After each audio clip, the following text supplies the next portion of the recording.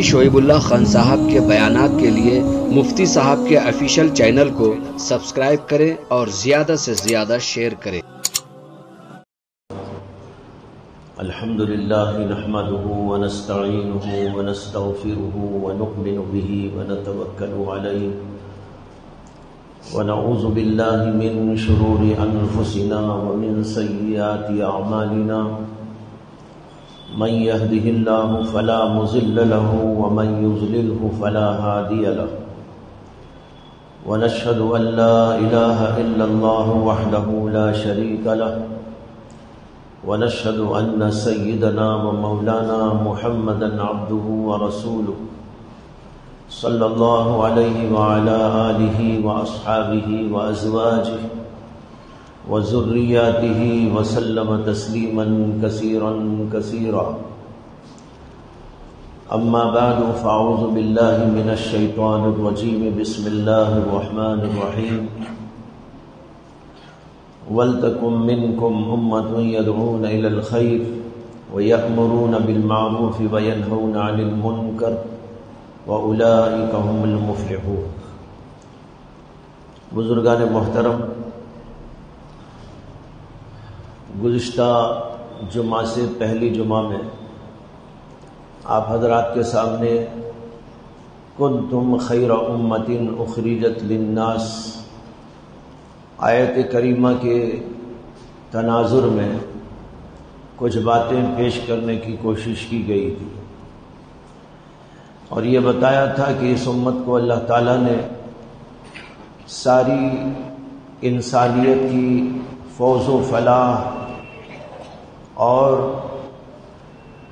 کامیابی و کامرانی کے لیے پیدا کیا ہے، اس لیے کہ اللہ نے اس کے اندر فرمایا کنتم خیر امۃ، تم بہترین امت ہو، اخرجت للناس، جس کو تمام انسانوں کی بھلائی کے لیے، فائدے کے لیے اجاگر کیا گیا ہے، ظاہر کیا گیا ہے۔ اس سے معلوم ہوتا ہے کہ ہمارا بہت بڑا فریضہ یہ ہے کہ ہم پوری انسانیت کی صلاح اور فوز و فلاح کے لیے کام کریں۔ ہمارا مقصد کھانا پینا، عیش و عشرت، دکان اور مکان، تجارت اور کمائی، روپیہ اور پیسہ، عہدہ اور منصب، ڈگری، یہ نہیں۔ اگر کوئی مسلمان یہ سمجھ کر زندگی کرتا ہے کہ میں اس دنیا میں اس لیے آیا ہوں کہ مجھے یہاں کھانا ہے، کمانا ہے،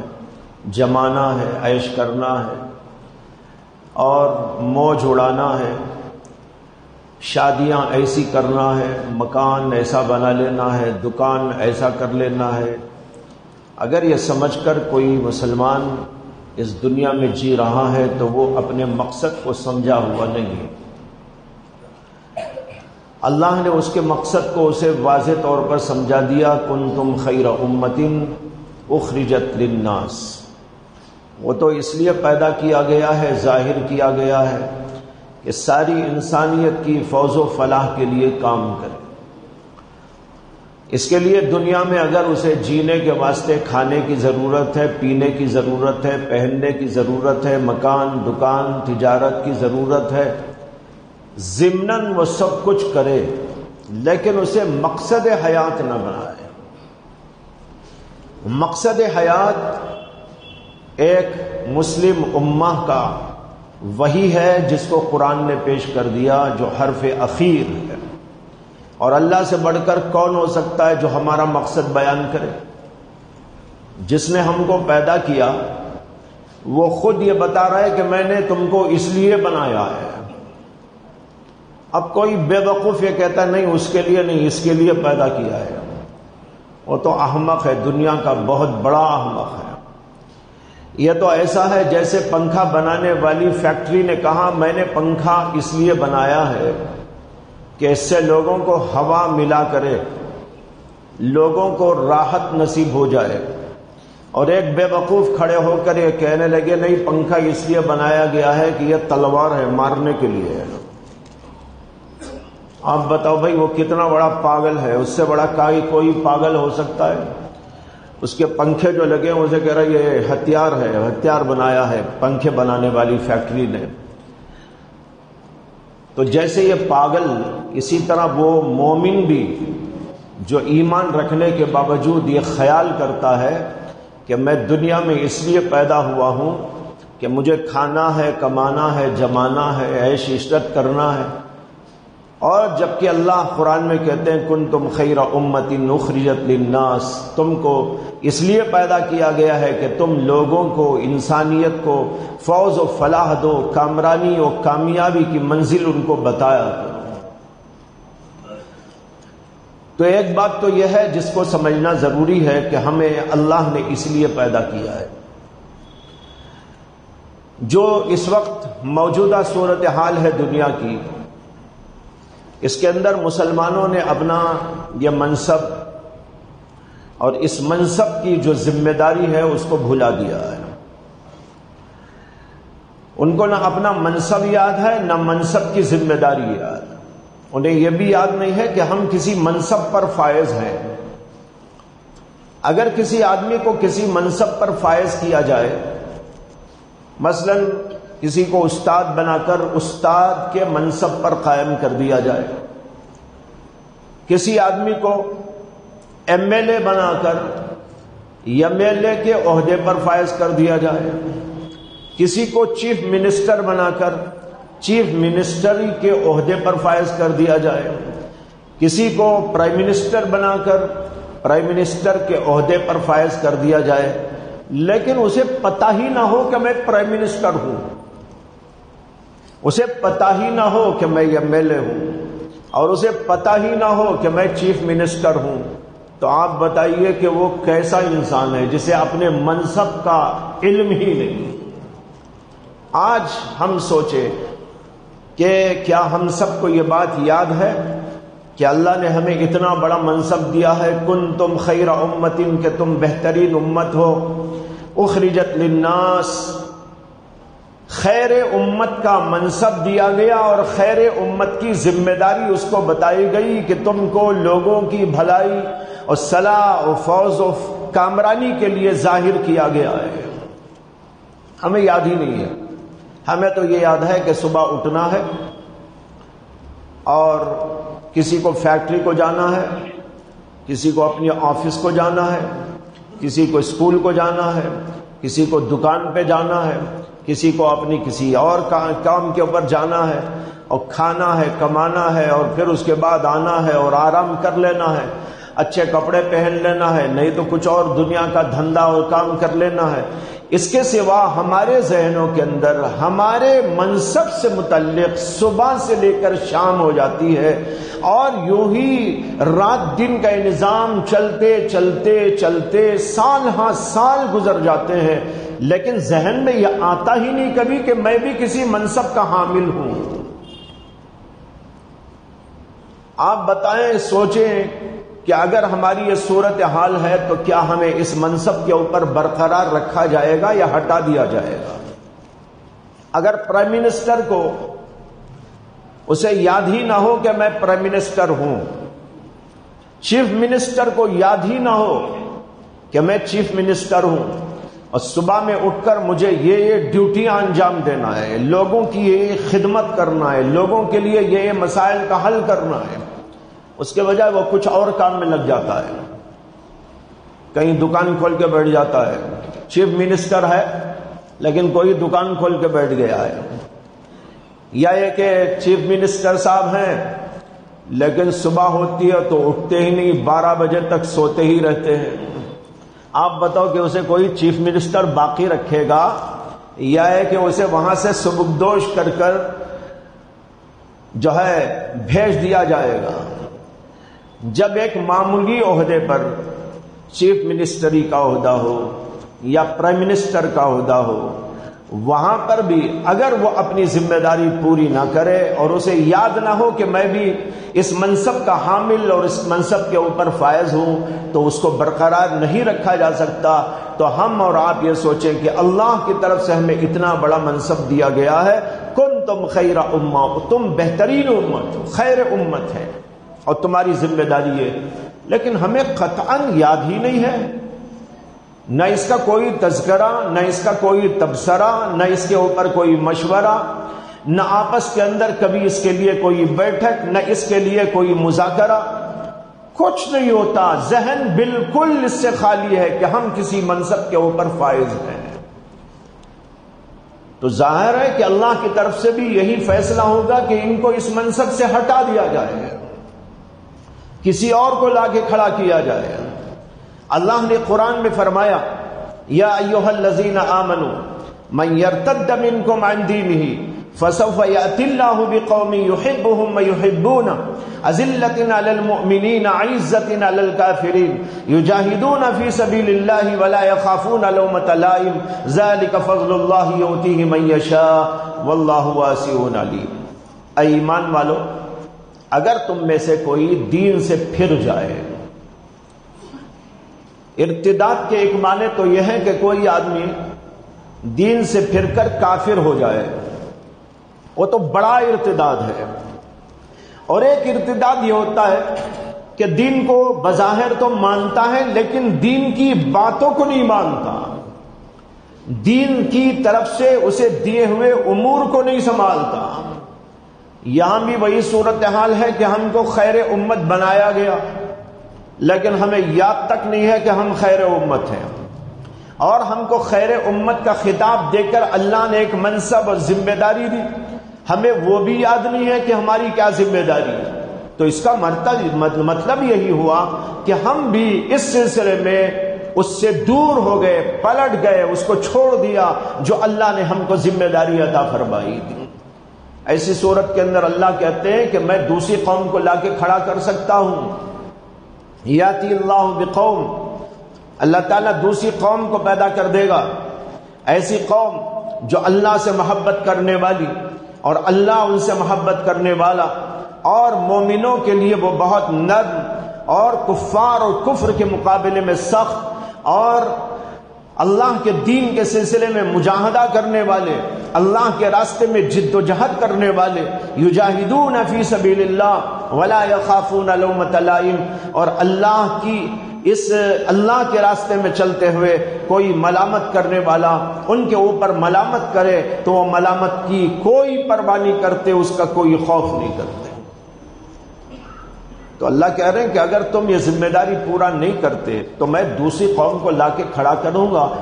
وہ اس کام کو انجام دے گی، وہ اللہ کے راستے میں محنت کرے گی، وہ اللہ کے راستے میں جد و جہد کرے گی، اور اللہ نے جو ان کو ذمہ داریاں دی ہیں ان ذمہ داریوں کو پورا کرے گی. اور اس سلسلے میں کوئی ان کے اوپر ملامت کرنے والا ملامت کرے تو اس کی بھی وہ کوئی پرواہ نہ کر کے آگے بڑھتی چلی جائے گی. تو بھائیو، یہ بات بہت اہمیت کے ساتھ سمجھنے کی ہے کہ ہم کو اور آپ کو اللہ تعالیٰ نے ایک ذمہ داری دی، اور اس ذمہ داری کے مطابق ہمیں کچھ کام کرنا ہے. اور وہ کام کیا ہے؟ لوگوں کی بھلائی کا کام، اور اس میں امر بالمعروف ہے، نہی عن المنکر ہے، جس کا ذکر آگے اللہ نے کیا، تأمرون بالمعروف وتنہون عن المنکر. اور جو معروفات ہیں ان کی اشاعت کرنا، نیکیوں کی اشاعت کرنا، اور جو برائیاں ہیں ان کو مٹانے کی محنت اور جد و جہد کرنا. دنیا میں سب سے بڑا جو منکر ہے دینی اعتبار سے وہ ہے کفر اور شرک، اور انسانیت کے اعتبار سے جو سب سے بڑا منکر ہے وہ ہے اہل حقوق کو حقوق نہ دینا اور ظلم اور زبردستی کرنا. یہ دو قسم کے منکرات ہیں. میں نے یہاں پر تھوڑی سی تفصیل کی ہے، اس کو سمجھنے کی کوشش کریں. دینی اعتبار سے منکر وہ ہے سب سے بڑا کفر ہے، شرک. دین کے اعتبار سے سب سے بڑا منکر کیا، سب سے بڑی برائی کیا، سب سے بڑا گناہ کیا؟ وہ ہے کفر اور شرک. اور انسانیت کا جہاں تک مسئلہ ہے اس کے اعتبار سے سب سے بڑا منکر اگر کوئی ہو سکتا ہے تو وہ دو باتیں ہیں. ایک بات تو یہ ہے کہ حقدار کو حق نہ پہنچایا جائے، لوگوں کا حق مار لیا جائے، ان کا کھانا بند کر دیا جائے، ان کی جانیں لے لی جائیں، اور جو ان کا حق ہے، کسی بھی قسم کا کوئی حق ہو، اس حق کو چھیننے کی کوشش کی جائے، چاہے وہ مال ہو، چاہے دولت ہو، چاہے اور کسی قسم کا حق ہو، اس کو مار لیا جائے، یہ انسانیت کا سب سے بڑا منکر ہے۔ اور دوسرا منکر وہ ہے ظلم، انسانیت پر ظلم ہو، قتل ہو، غارت گری ہو، مار توڑ ہو، اور جو ہے لوگوں کا حق دبانے کے لیے غلط فیصلے کیے جائیں، اس طرح ظلم کا دور دورہ ہو، انصاف کو ختم کر دیا جائے، یہ بہت بڑا منکر ہے۔ آج دنیا کے اندر یہ سب باتیں ہم کو نظر آ رہی ہیں۔ ایک طرف ہم دیکھ رہے کہ کفر کو غلبہ، شرک کو غلبہ، خاص طور پر ہمارے ہندوستان کے اندر یہ بات بہت زیادہ شدت کے ساتھ پھیلانے کی کوشش ہو رہی ہے کہ کفر کو غلبہ دیا جائے، شرک کو غلبہ دیا جائے، شرک کو بہترین تعبیرات کے ساتھ لوگوں کے سامنے لا کے رکھا جائے، اور لوگوں کو مشرکانہ افعال پر، مشرکانہ اقوال پر، مشرکانہ انداز زندگی پر جو ہے قائم کر دیا جائے۔ اسکولوں کو استعمال کیا جا رہا ہے، کالجز کو استعمال کیا جا رہا ہے، میڈیا کو استعمال کیا جا رہا ہے، مختلف طور طریقوں سے لوگوں کو کفر کی طرف دعوت دی جا رہی ہے، شرک میں مبتلا کرنے کی کوشش کی جا رہی ہے۔ تو جو سب سے بڑا منکر ہے وہ آج یہاں پر رائج کر دیا گیا ہے، اور رائج کرنے کی بہت بڑی کوششیں کی جا رہی ہیں۔ ایک بات تو یہ، دوسری طرف آپ یہ دیکھ رہے ہیں کہ اس وقت انسانیت کا استحصال کیا جا رہا ہے، اور وہ استحصال دو طریقوں سے ہے۔ خلاصہ اس کا، ایک طرف لوگوں کے حقوق کو مار لیا جا رہا ہے، لوگوں کے حقوق ان تک پہنچانے کے بجائے ان کے حقوق کو مار کھانے کی کوشش کی جا رہی ہے، اور دوسری طرف ظلم کی انتہا کر دی گئی ہے، انصاف کا گلا گھونٹ دیا گیا ہے۔ یہ ہیں جو منکرات بڑے بڑے اس زمانے کے اندر رائج ہیں۔ اللہ نے ہمیں اور آپ کو کیوں پیدا کیا؟ اللہ تعالیٰ کہتے ہیں تأمرون بالمعروف وتنہون عن المنکر، لوگوں اور انسانیت کے لیے نفع پہنچانے کے لیے تم کو پیدا کیا گیا ہے، اور اس کی ایک شکل یہ ہے تأمرون بالمعروف کہ تم امر بالمعروف کرو اور نہی عن المنکر کرو۔ ابھی میں نے آپ کو بتایا کہ اس وقت میں سب سے بڑے جو منکرات ہیں ان میں سے دینی اعتبار سے جو منکر ہے وہ کفر و شرک کا غلبہ ہے، اور دوسرا جو انسانیت کے اعتبار سے بہت بڑا منکر ہے وہ ہے ظلم، وہ ہے فساد، وہ ہے قتل و غارت گری اور انصاف کا گلا گھونٹ دینا اور انسانوں کے حقوق کو چھین لینا اور پامال کر دینا۔ یہ چیزیں اس وقت دنیا کے اندر رائج ہو گئی ہیں، لہذا امت مسلمہ کا فرض یہ ہے کہ وہ اس وقت میں کھڑی ہو کر یہ اعلان کرے کہ ہم لوگوں کو ان کا حق دلا کے رہیں گے۔ یہ ہے امر بالمعروف، کفر و شرک کے خلاف کھڑے ہو جائیں گے، لوگوں کو ایمان کی دعوت دیں گے، لوگوں کو توحید کی دعوت دیں گے، لوگوں کو ایمان کی طرف آنے کے لیے کوششیں اور محنتیں کریں گے۔ یہ دینی اعتبار سے محنت اور انسانیت کے اعتبار سے یہ محنت ہم سب کو کرنا ہے کہ ظلم کا دور دورہ ختم ہو، انسانیت کا بول بالا ہو، اور جو اہل حقوق کے حقوق کو پامال کیا جا رہا ہے ان حقوق کو لوگوں تک پہنچانے کی کوششیں کی جائے، غریبوں کا حق غریبوں کو دلایا جائے، بے کسوں کا حق بے کسوں کو دلایا جائے، جن جن سے جو ناروا سلوک ہو رہا ہے اس ناروا سلوک کی جگہ ان کے ساتھ حسن سلوک کرنے کی کوششیں کی جائے اور ان کو یہ حق ان کا دلانے کی کوشش کی جائے۔ بھائیوں، آج اگر ہم سب کے سب اس کام کے لیے کھڑے ہو جائیں، سب سے پہلے ہمارے ذہن میں یہ ہو کہ ہم کو ایک ذمہ داری دی گئی ہے اور وہ خیر امت والی ذمہ داری ہے، اور اس ذمہ داری میں یہ ہے کہ ہم سب کو انسانیت کے فوز و فلاح اور کامرانی و کامیابی کے لیے کھڑا کیا گیا ہے، لہذا ہمیں دو طریقے پر کام کرنے کی ضرورت ہے، ایک ایمان کے اعتبار سے کام کرنا اور ایک انسانیت کے اعتبار سے کام کرنا۔ یا یوں کہہ لیجئے ایک دینی اعتبار سے کام کرنا اور ایک انسانیت کے اعتبار سے کام کرنا. دینی اعتبار سے کام کر کے ان لوگوں کو دین کی طرف مائل کرنا، انہیں دعوت ایمان دینا، انہیں دعوت دین دینا، اور ادعو الی سبیل ربک بالحکمت والموعظۃ الحسنۃ وجادلہم باللتی ہی احسن، اس کے اوپر عمل پیرا ہو کے دکھانا کہ اللہ کے راستے کی طرف ہم لوگوں کو دعوت دیں. اس کے ساتھ دوسری بات کہ ساری انسانیت کے لیے کام کرنا، انسانوں کے لیے کھانے کا، پینے کا، رہائش کا، انصاف کا، ظلم کو ختم کرنے کا، حقوق کی پامالی کو پامال کرنے کا، حقوق کی ادائیگی اور حقوق کو پہنچانے کے لیے ذمہ داریوں کو اٹھانے کا. بھائیوں یہ کام بہت بڑا کام ہے. حضرات انبیاء کرام علیہم السلام نے بھی اس کام کو کر کے دکھایا ہے. نبی اکرم صلی اللہ علیہ وسلم پر جب سب سے پہلی وحی نازل ہوئی تھی اور اللہ کے نبی علیہ السلام کچھ گھبرا سے گئے تھے، اور پھر حضرت خدیجہ الکبریٰ رضی اللہ عنہا کے پاس آئے تھے اور یہ فرمایا تھا زملونی زملونی، میرے اوپر چادر ڈال دو، میرے اوپر چادر ڈال دو، انی خشیت علی نفسی، مجھے اپنی جان کا خوف معلوم ہو رہا ہے. تو حضرت خدیجہ الکبریٰ رضی اللہ عنہا نے رسول اکرم صلی اللہ علیہ وسلم کو جو تسلی آمیز الفاظ استعمال کیے تھے وہ بخاری میں اور حدیث کی تمام کتابوں کے اندر نقل کیے گئے ہیں، سیرت کی کتابوں کے اندر نقل کیے گئے ہیں کہ حضرت خدیجہ الکبریٰ نے اللہ کے نبی صلی اللہ علیہ وسلم کی کچھ صفات کا ذکر کرتے ہوئے آپ کو تسلی دی اور فرمایا اللہ کبھی آپ کو ضائع ہونے نہیں دے گا، کیونکہ آپ کے اندر یہ صفات موجود ہیں،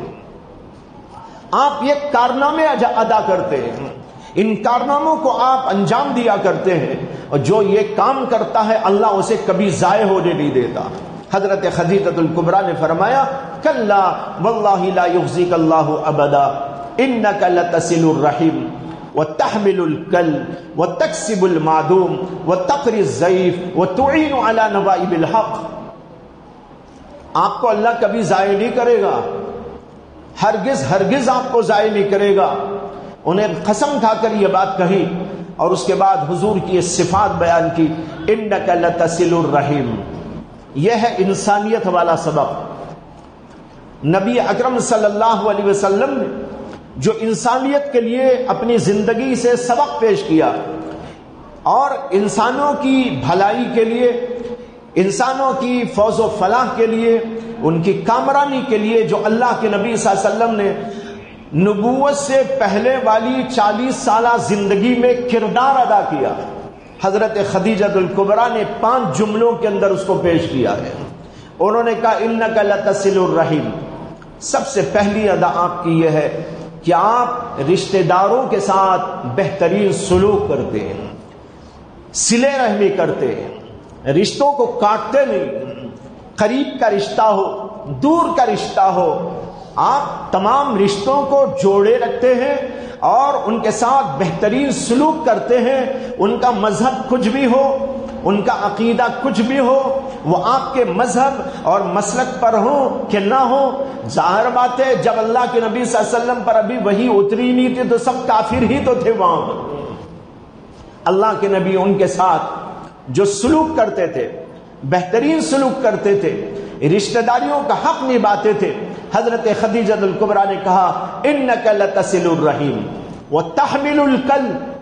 اور آپ اپاہج اور ناکارہ قسم کے جو لوگ ہیں ان لوگوں کے لیے آپ بوجھ برداشت کرتے ہیں. وتحمل الکل، کل کہتے ہیں عربی کو اس شخص کے لیے استعمال ہوتا ہے جو کسی پر بوجھ بنا ہوا ہوتا ہے، خود کما نہیں سکتا، خود کچھ کر نہیں سکتا، اندھا ہے، لنگڑا ہے، لولا ہے، اپاہج ہے، مختلف قسم کے امراض کا شکار ہے یا بوڑھا ہو گیا ہے. ایسے لوگوں کو عربی میں کہتے کل. تو فرمایا تحمل الکل، جو لوگ کمائی نہیں کر سکتے اور وہ دوسروں کے لیے بوجھ بنے بیٹھے رہتے ہیں، ان کا بوجھ آپ اٹھاتے ہیں۔ یہ ہے بھائیو انسانیت والا سبق۔ اللہ کے نبی صلی اللہ علیہ وسلم ایسے لوگوں کی امداد کرتے تھے، مدد کرتے تھے، نصرت کرتے تھے، ان کا بوجھ برداشت کرتے تھے، جو کچھ نہیں کر سکتے تھے۔ اللہ کے نبی علیہ الصلوۃ والسلام ان سارے لوگوں کا بوجھ برداشت کر کے ان کے تمام ضروریات کو پورا کرتے تھے۔ اور فرمایا وَتَكْسِبُ الْمَعْدُومَ، اور آپ کی ایک صفت اور ادا یہ ہے کہ آپ غریبوں کے لیے کمائی کرتے۔ معدوم کے معنی عربی میں آتے ہیں فقیر، فقیروں کے لیے کماتے ہیں۔ جو لوگ فقیر ہیں، بیچارے اپنا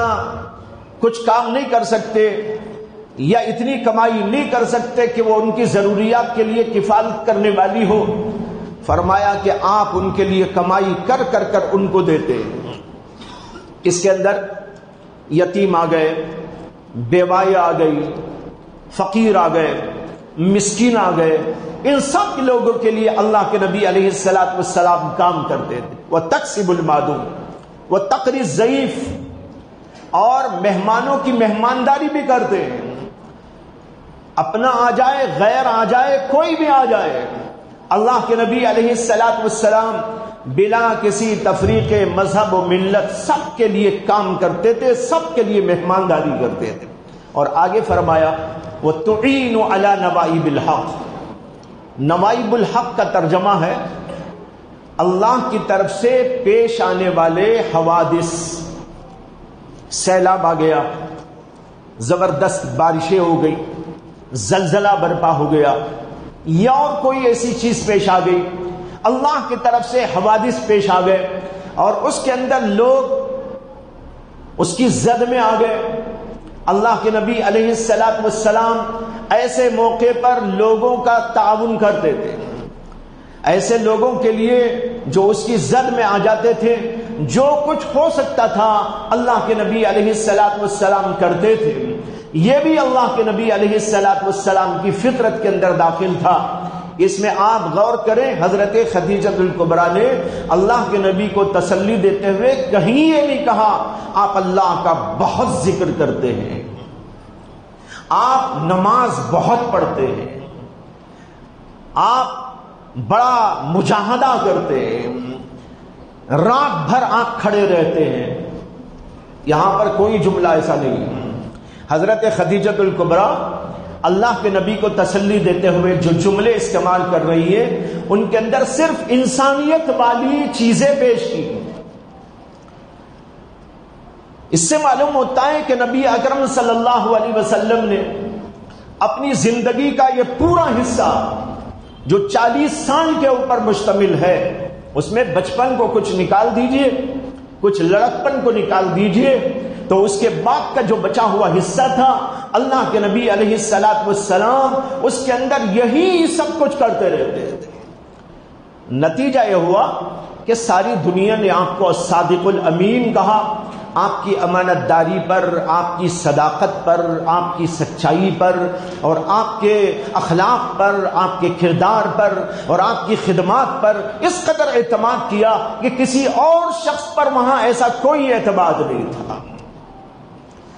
تو بھائیو، یہ میں عرض کرنے جا رہا تھا کہ اللہ نے ہم کو جو پیدا کیا ہے وہ ایک طرف دین کی دعوت بھی ہے اور دوسری طرف انسانیت کی خدمت بھی ہے، اور اسی لیے یہاں اللہ تعالی نے کہا کنتم خیر امۃ اخرجت للناس، اور میں نے آگے جو جملے ہیں اس کے بارے میں آپ کے سامنے واضح کیا کہ اس وقت جو صورتحال دنیا کی ہے اور بالخصوص ہمارے ہندوستان کی ہے، اس کے اندر ہم کو اور آپ کو غور کرنے کی ضرورت ہے کہ بہت بڑے بڑے منکرات اس وقت میں کیا ہیں۔ بہت بڑے منکرات میں دینی اعتبار سے جو منکر ہے وہ کفر و شرک۔ آج بچوں کو، ہماری نسلوں کو، آئندہ تک کی نسلوں کو ایمان پر برقرار رکھنے کے لیے بڑی کوششوں کی ضرورت ہے کہ ہم بچوں کو کفر سے بچائیں، شرک سے بچائیں۔ اسکولوں، کالجوں، یونیورسٹیوں کا جو ماحول پیدا کیا جا رہا ہے اور وہاں پر جس انداز کی تعلیم اور جس انداز کی تربیت کا نظام قائم کرنے کی کوششیں ہو رہی ہے، اس کا نتیجہ یہ ہو سکتا ہے کہ بچوں کے اوپر کفر و شرک کے جراثیم ان کے دل کے اندر گھس جائیں اور ان کے اوپر اس کا اثر ہو جائے۔ ایسی صورت کے اندر تو بہت زیادہ ہم لوگوں کو توجہ دینا ہے، اپنی نسلوں کے لیے بھی اور اس کے علاوہ پورے ہندوستان کے جو اس وقت میں حالات ہیں، اس میں ہم دوسروں کے سامنے توحید کا پیغام، ایمان کا پیغام پیش کرنے کے لیے جو جدوجہد کر سکتے ہیں وہ کرنا چاہیے۔ یہ ہے امر بالمعروف کے اندر داخل۔ اور دوسری چیز جو ہے، جیسے کہ میں نے کہا، اس وقت جو بڑا منکر انسانیت کے اعتبار سے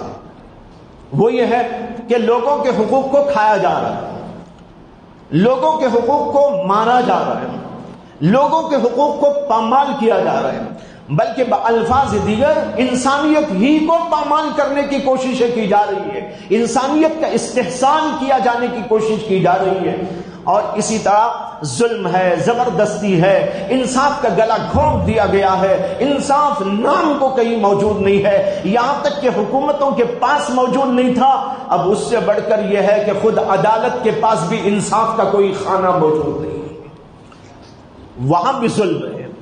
وہاں بھی بے انصافی ہے، وہاں کے فیصلوں کے اندر بے انصافی کا عنصر گھستا جا رہا ہے۔ یہ صورتحال اس وقت میں ہے، تو ہم کو اور آپ کو سوچنا ہے کہ ہم سے بڑھ کر وہ کون مخلوق ہے جو انسانیت کو انسانیت کا سبب دے سکتی ہے اور جو ہے لوگوں کو ایمان کی دعوت دے سکتی ہے۔ کیا اس امت سے بھی بڑھ کر کوئی امت آئے؟ اللہ نے کہا کنتم خیر امت اخرجت للناس تأمرون بالمعروف وتنہون عن المنکر، اور ہم سوئے ہوئے، ہم کو خود ہمارے ایمان کی قدر نہیں، ہم کو خود ہمارے بچوں کے بارے میں کچھ احساس نہیں، ہماری نسلوں کے بارے میں کوئی احساس نہیں۔ تو اس کا مطلب یہ ہے کہ ہم نے اپنے منصب کو بالکل بھلا دیا، اپنے منصب کو ہم نے یاد ہی نہ رکھا، اور منصب کی ذمہ داری کو بھلا کر کھانے اور پینے اور عیش و عشرت کے سلسلے میں ہم ایسے منہمک ہو گئے اور مشغول ہو گئے کہ اس کی طرف ہمارا کبھی دماغ بھی نہیں جاتا۔ لہذا اس وقت میں بہت بڑی ضرورت اس کی ہے کہ ان دو سلسلوں میں ہم کام کریں، ایک ایمانیات کے سلسلے میں کام ہو اور دوسرے انسانیت کے سلسلے میں کام ہو۔ یہاں تک بات آئی تو اب میں تھوڑی سی بات موجودہ حالات کے بارے میں کرنا چاہوں گا۔ ہندوستان کے اندر جو حالات ہیں وہ تو سب کو معلوم ہے، الیکشن قریب میں آنے والا ہے، اور جو الیکشن اس وقت میں آنے جا رہا ہے وہ بڑا فیصلہ کن قسم کا ہے، حالات بڑے سنگین، بلکہ یوں کہنا چاہیے کہ خطرناک، جس میں اگر ہم لوگوں نے اپنی عقل کو، بصیرت کو، اپنی لیاقت کو، اپنی صلاحیت کو صحیح طور پر استعمال نہ کیا اور بٹے کے بٹے رہے، تو اس بٹے کے بٹے رہنے کا مطلب یہ ہے کہ کل ہمارے اوپر بٹا لگنے والا ہے۔ لیکن اگر ہم نے سوچ بچار سے کام لیا، غور و فکر سے کام لیا، حالات کی سنگینی کا احساس کیا، مستقبل کے بارے میں خوب غور و فکر سے کام لیتے رہے اور اس کے لیے مشورے بھی کرتے رہے، اور کیا ہونا چاہیے، کیا تدبیریں ہونا چاہیے اور کن کن امور کو سامنے لانا چاہیے، اس کے اوپر برابر مشورے ہوتے رہے، تو انشاءاللہ اس کے نتائج بہتر سے بہتر سامنے آ سکتے ہیں۔ اور جو الیکشن آنے والا ہے اس کے اندر خاطر خواہ طور پر کامیابی حاصل کی جا سکتی ہے۔ بہت سے علاقے ایسے ہیں جہاں پر مسلمانوں کا ووٹ بہت بڑی حیثیت رکھتا ہے، کسی کو جتانے کسی کو ہرانے کی پوری طاقت رکھتا ہے، لیکن افسوس یہ ہے کہ وہاں کے مسلمان بڑھ جاتے ہیں، اور جب بڑھ جاتے ہیں نتیجہ ہوتا ہے کہ کوئی تیسرا آدمی آتا ہے، ایسی صورت کے اندر ہم سب لوگوں کو کتنا حساس ہونا چاہیے، کس قدر باشعور ہونا چاہیے، کتنا غور و فکر سے کام لینے والا ہونا چاہیے، اور اس کے لیے جو ہے سر جوڑ کر بیٹھنے کے لیے کس قدر ہمیں آمادہ ہونا چاہیے، یہ ہم سب کو غور کرنے کی ضرورت ہے۔ لیکن افسوس یہ ہے کہ مسلمان کبھی اس ٹاپک کے اوپر کہیں نہیں بیٹھتے، کئی چھوٹی چھوٹی مجلسیں ہوتی ہیں، لیکن میں آپ سے پوچھتا ہوں کیا پورا محلہ کہیں بیٹھتا ہے؟ حالانکہ ضرورت اس بات کی ہوتی ہے کہ پورے کا پورا محلہ جمع ہو جائے، عورتیں جمع ہو جائیں، بوڑھے جمع ہو جائیں، بچے بھی جمع ہو جائیں، نوجوان جمع ہو جائے، پڑھے لکھے لوگ جمع ہو جائے، ڈاکٹرز بھی، انجینئرز بھی، بیرسٹر بھی، سب کے سب مسلمان جمع ہو جائے، حالات کا جائزہ لے، وہ چاروں طرف نگاہ ڈالے اور اچھے اور برے کا فرق سمجھنے لگے، اور پھر اس کی سنگینی کا احساس کریں، اور پھر یہ دیکھیں کہ اس سنگینی میں ہم کامیابی کا کون سا راستہ ڈھونڈ سکتے ہیں اور کون سا راستہ بالکل مناسب اور بہت بہتر ہو سکتا ہے، اور پھر اس کے اوپر پورے کے پورے مل کر عمل کریں، تب جا کر بھائیوں کامیابی ہو سکتی ہے۔ اس لیے آپ لوگوں کو بہت حساس ہونے کی ضرورت ہے۔ اب تک ہم بے حسی کے دور سے گزرتے رہے، دینی بے حسی، دنیاوی اعتبار سے بے حسی، اور اسی طریقے پر سیاسی اعتبار سے بے حسی برتتے ہر چیز ہم نے ڈاکوؤں کے ہاتھ میں دے دی، چوروں کے ہاتھ میں دے دی، اور جو ہے انسانیت دشمن لوگوں کے ہاتھ میں دے دی۔ یہ سب چیزیں انسانیت نواز لوگوں کے ہاتھ میں ہونا چاہیے تھا، ہمارا بازار ہمارے ہاتھ میں ہونا چاہیے تھا، ہماری اقتصادیات ہمارے ہاتھ میں ہونا چاہیے تھا، اور ہماری سیاست ہمارے ہاتھ میں ہونا چاہیے تھا، لیکن ہم نے سیاست بھی کسی اور کو سونپ دی، وہ سیاست کریں گے، اور ہم نے تو ایسی غلط فہمیاں پھیلا رکھی اور اپنے دل و دماغ کے اندر جو ہے اس کو بٹھا رکھا۔ اگر اس کی اصلاح نہ ہوگی تو شاید ہم کبھی کامیاب نہ ہوں۔ ہم یہ سمجھتے ہیں کہ دین میں، اسلام میں، شریعت میں سیاست نہیں، ہمارا دعویٰ یہ ہے کہ سیاست اگر ہے تو قرآن و حدیث ہی میں ہے، بھی نہیں، کون سا لفظ بول رہا ہوں؟ ہی کا لفظ بول رہا ہوں۔ سیاست اگر ہے تو قرآن و حدیث ہی میں ہے، دین و شریعت ہی میں ہے، اور باہر جو آپ کو نظر آ رہا ہے وہ سیاست نہیں ہے، وہ خباثت ہے، وہ شرارت ہے، وہ لوگوں کا مذاق ہے، وہ انسانیت کو پامال کرنا ہے۔ آج وہاں پر جو ہو رہا ہے دنیا میں سیاست کے نام پر، وہ کیا ہو رہا ہے؟ قتل ہے، غارت گری ہے، حقوق کو پامال کرنا ہے، انسانیت کو پامال کرنا ہے، اور جو ہے انسانوں کا گلا گھونٹنا ہے، حقوق کو مار کھا جانا ہے، اور جو آئے وہ اپنا الو سیدھا کرتا چلا جائے۔ یہ ہے آج کی سیاست۔ لوگوں نے سمجھا یہ سیاست نہیں ہے۔ سیاست وہ ہوتی ہے جو امیر المؤمنین ابو بکر نے کر کے دکھائی، جو عمر بن خطاب نے کر دکھائی۔ حضرت عمر نے فرمایا تھا اپنے دور خلافت میں کہ میرا احساس ہے کہ اگر میری مملکت میں کوئی کتا بھی بھوکا رہ جائے تو مجھے خدا کے ہاں جواب دہی کرنی ہوگی۔ یہ ہے سیاست۔ لیکن آج مار کھانے والوں کا نام ہم نے سیاست رکھ دیا،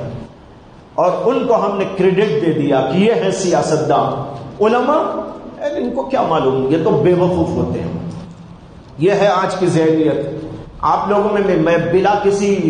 خوف لومۃ لائم کے عرض کروں، آپ میں سے بھی 90% یہاں جو بیٹھے ہیں وہ اسی دماغ کے ہیں۔ 90% میں بول رہا ہوں، بلکہ ہو سکتا ہے کہ 95 بھی بولوں۔ 90%، 95% لوگ وہ ہیں امت مسلمہ کے جو کہتے ہیں قرآن و حدیث کو سیاست سے کوئی تعلق نہیں، علماء کو سیاست سے کوئی تعلق نہیں، وہ سیاست نہیں جانتے۔ میں کہتا ہوں بے شک علماء وہ سیاست نہیں جانتے جس میں قتل ہو، جس میں جو ہے نا انصافی ہو، جس کے اندر لوگوں کا استحصال ہو، وہ سیاست علماء نہیں جانتے۔ جس کے اندر مار دھاڑ ہو، جس کے اندر حقوق کو ضائع کرنا ہو، انسانیت کو پامال کرنا ہو، اور ساری دنیا میں فساد مچانا ہو، ننگا ناچ کرنا ہو، خدا کی قسم قرآن نے نہیں سکھایا، حدیث نے نہیں سکھایا، علماء یہ سیکھتے نہیں ہے، یہ سیاست ان کے پاس میں نہیں ہے۔ لیکن وہ سیاست جو قرآن نے سکھائی، جو محمد الرسول اللہ نے سکھائی، جو ابو بکر و عمر نے سکھائی، جو عثمان و علی نے سکھائی، وہ سیاست آج بھی موجود ہے اور سیاست مدارس کے اندر پڑھائی جاتی ہے۔ اس کے اسباب ہے کتاب السیر کے نام سے ہر فقہی کتاب کے اندر ایک باب موجود ہے، کتاب السیر، جس کے اندر پورے اصول سیاست بیان کیے گئے، ہر فقہی کتاب میں آپ کو ملے گا۔ بہرحال ٹاپک لمبا ہو جائے گا، مجھے عرض یہ کرنا ہے بھائیوں، آج ہم سب کو بہت ہی زیادہ غور و فکر سے کام لینے کی ضرورت، اس کے لیے علماء کو بھی، اس کے لیے دانشوروں کو بھی، اس کے لیے تجربے کے طور پر جو لوگ اس راہ میں لگے ہوئے ان سب کو بھی، اور عوام الناس کو بھی، نوجوانوں کو بھی، عورتوں اور مردوں کو بھی، سب کا مل جل کر بیٹھ کر غور و فکر کرنے کی ضرورت ہے، لائحہ عمل تیار کرنے کی ضرورت ہے۔ اسی میں کچھ چیزیں ہم لوگوں کی ایسی بھی ہیں جس پہ ہمیں توجہ دینا ہے۔ حالات کے اعتبار سے بہت سارے لوگ اپنا کارڈ بنائے ہوئے نہیں ہے، آئیڈینٹی کارڈ، آئیڈینٹی کارڈ بنا لینا ہم سب کے لیے ضروری۔ اسی طرح جو اور ضرورت کی چیزیں ہیں، کاغذات بنانے کی چیزیں ہیں، ان سب کو بنا کر رکھ لینے کی ضرورت ہے۔ اس کے لیے آپ مختلف مواقع پر سنتے رہتے ہیں۔ یہاں اس وقت میں آئیڈینٹی کارڈ کے بارے میں بتانا یہ ہے کہ یہاں پر محلے میں اس بات کی جد و جہد چل رہی ہے۔ یہ بہت اچھی اور خوش آئند ایک بات ہے کہ تبلیغی جماعت کے حلقوں میں اس سلسلے میں اس وقت میں کافی کارروائیاں کی جا رہی ہے، اور باقاعدہ اس کے لیے ایک مشن کے طور پر کام دیا گیا ہے کہ یہ حضرات بھی مل کر اور لوگوں کے ساتھ اس کام کو انجام دے کہ آئیڈینٹی کارڈ مسلمانوں کے پاس، جن کے پاس بھی نہیں ہے، ان سب کا بنانے کی فکر کی جائے۔ یہاں پر بھی اس سلسلے کی جد و جہد چل رہی ہے۔ ابھی وقت بہت قریب ہے، اور 11 تاریخ سے پہلے جن لوگوں نے بھی اب تک نہیں بنایا ہے وہ اپنا اندراج کرانے کی فکر کرے، اور اپنے متعلق بھائیوں، رشتہ داروں اور لوگوں کے اندر بھی اس کا پرچار کرے، اور ان کے اندر بیداری پیدا کرنے کی کوشش کرے کہ بھائی اس سلسلے میں ہمیں بہت ہی حساس بن کر کام کرنے کی ضرورت ہے۔ اسباب کے اعتبار سے جو اسباب چاہیے ان اسباب کو بھی لینا چاہیے، اسباب کیا ہونے چاہیے اس پر غور و فکر بھی کرنا چاہیے۔ یہ اسباب کی دنیا ہے، اسباب کی دنیا میں اللہ تعالیٰ نے اسباب کو اختیار کرنے کا حکم دیا، اور ان اسباب کے تحت اللہ سے دعائیں کرتے ہوئے آگے بڑھنے کا حکم ہے۔ لہذا میں آپ سب سے گزارش کرتا ہوں کہ جن لوگوں نے اب تک اس سلسلے میں کارروائی نہیں کی ہے ان سب کو چاہیے کہ وہ اس سلسلے میں متوجہ ہوں، اور یہاں پر جو ہے اس سلسلے میں کارروائیاں جاری ہیں، وہاں آ کر اپنا اندراج کرائیں اور دوسرے لوگوں کو بھی اس طرح متوجہ کریں۔ یہ آپ کا، ہم سب کا ایک کام ہے، ضرورت کا کام ہے، اس کے لیے آپ لوگوں کو توجہ دینا انتہائی ضروری ہے۔ ان باتوں پر میں اپنی بات کو ختم کرتا ہوں۔ وآخر دعوانا ان الحمد للہ رب العالمین۔ آخر میں